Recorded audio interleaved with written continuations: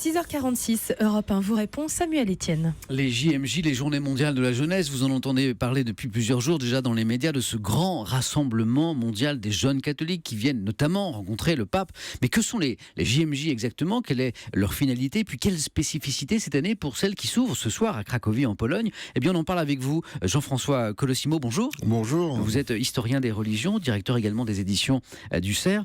D'abord on sait que ces JMJ se tiennent bien sûr dans un contexte très particulier. Après les attentats qui ont endeuillé l'Europe ces derniers mois, craignez-vous pour la sécurité de ces centaines de milliers de jeunes? Personne n'est à l'abri évidemment, mais on sait que des moyens considérables ont été pris par les autorités polonaises. On parle de 10 000, 20 000 policiers, des équipes de pompiers, etc. Tout est prévu. En même temps, on se rend bien compte que le pape François, c'est une cible, évidemment. Évidemment. Et on attend les chiffres de la participation pour voir si l'inquiétude sur la sécurité a dissuadé les pèlerins de venir. D'ailleurs, j'utilise le mot pèlerin. Est-ce que c'est le bon? Est-ce que ces jeunes sont en pèlerinage? Qu'est-ce qu'ils viennent chercher dans ces JMJ? Traditionnellement, le pèlerinage, c'est un endroit fixe, n'est-ce pas? C'est un sanctuaire, par exemple, Lourdes, où a apparu la Vierge. Les JMJ, c'est la mondialisation. Donc en fait, c'est un pèlerinage si l'on veut, mais on change en fait tous les 2-3 ans de lieu, et en fait, on fait un parcours planétaire. C'est en fait hyper moderne. C'est un pèlerinage moderne alors? Un pèlerinage moderne, et puis il y a derrière l'idée aussi que la festivité est au rendez-vous, c'est un rendez-vous de jeunes. Il faut bien se rendre compte que là, on va avoir la séquence en fait officielle en quelque sorte.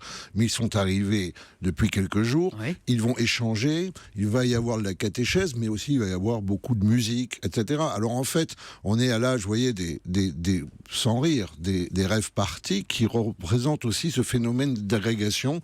On se donne rendez-vous quelque part, c'est un événement majeur, on va en ressortir marqué, et rendez-vous la prochaine fois, on ne sait pas où.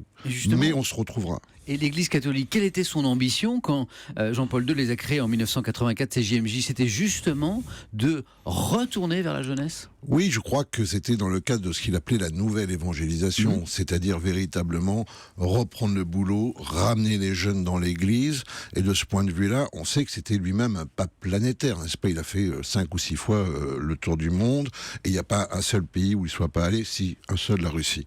Mais là, en fait, la grande idée, c'est aussi que c'est un moment d'enseignement. Et ça, c'est Benoît XVI qui l'a apporté. Donc, en fait, on a une espèce d'événement, on pourrait dire, ça ressemblerait à un grand jamboree scout ou finalement un festival. Mais en même temps, ça ressemble un peu à des grands rassemblements américains évangéliques, mais en même temps, c'est en fait hyper catholique, adoration du Saint-Sacrement, messe, moment de silence. Et vous savez que c'est Benoît XVI qui l'a initié. Le pape, en fait, reçoit lui-même une vingtaine de jeunes qu'il confesse personnellement. Donc, on a véritablement tous les grands signes distinctifs de l'Église catholique. Et justement, hier dans le journal La Croix, et je suis sûr que vous l'avez lu, il y a ce sondage qui témoigne d'un regain religieux chez les 18-30 ans. Est-ce que ça vous surprend? Non, c'est pas surprenant. Vous voyez bien que d'abord, le monde devient de plus en plus compliqué, que tout le monde est en quête de valeur, de sens, et puis qu'il y a ce phénomène aussi qui s'appelle finalement le retour en politique du conservatisme, par exemple, c'est-à-dire les gens veulent retourner à des structures et à une vie qui ait une signification. Les jeunes, quand ils s'engagent aujourd'hui, ils s'engagent assez radicalement. Parfois d'ailleurs pour le pire. Donc ou pas du tout, ou pas quand ils le font. Voilà. Et puis deuxièmement, vous avez une Église catholique qui a fait les comptes de son passé. Les années 70-80, c'est les années de la décrue. Jusqu'en 70, tout le monde ou presque est catholique en France, ou presque. Et puis on est catholique parce qu'on est né comme ça. Et puis cette Église, elle voit les gens partir. Et elle a subi en fait une cure d'amincissement extraordinaire. Aujourd'hui, qui est terminé aujourd'hui alors? Ouais, il y a beaucoup moins de prêtres, mais ils sont tous jeunes, ils sont tous très bien formés. Ils ont envie, en fait, d'évangéliser, c'est le grand mot, puisque c'est le grand rival aujourd'hui de l'Église catholique, c'est l'évangélisme américain.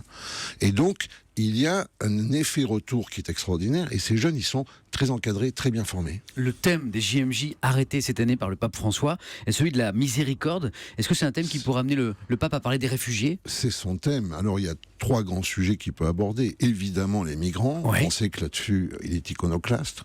Et il va à rebours même de l'opinion un peu catholique et moyenne en Europe, Oui. et de l'opinion européenne tout court. Oui, il est très clair, le pape François, sur la question des migrants. Hein. Voilà, donc on se rappellera toujours que pour l'Église catholique, il y a un devoir d'hospitalité, mais il faut faire en sorte aussi que les États du Nord, très riches, s'occupent de faire en sorte que les gens qui vivent au Sud puissent y vivre dignement. Hein. Donc c'est pas du tout un truc angélique non plus. Il y a une vraie critique aussi, finalement, du partage du monde entre riches et pauvres. Donc les migrants, vous me disiez. Voilà. Ensuite, deuxièmement, évidemment, il y a le terrorisme. C'est l'actualité.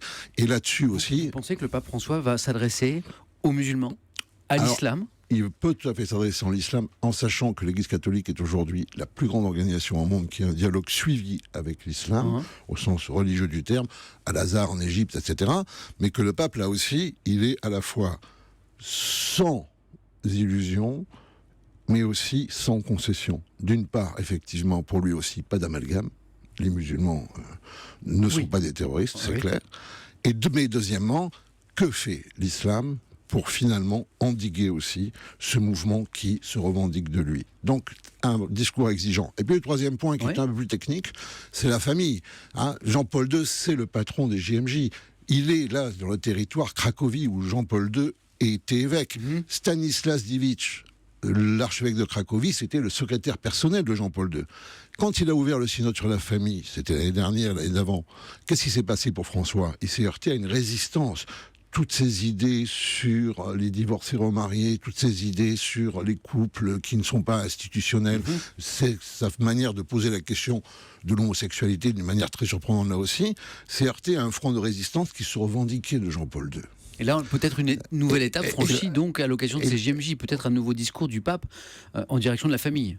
Peut-être bien, en tout cas une mise au clair. En attendant, tout ce qu'on sait avec François, on l'avait vu à Strasbourg, tout ce qu'on sait avec François, c'est que l'inattendu est toujours au rendez-vous. Mais ce sera le mot de la fin. Un grand merci, Jean-François Colossimo, de nous avoir apporté cet éclairage sur les JMJ de Cracovie. Bonne journée. Merci.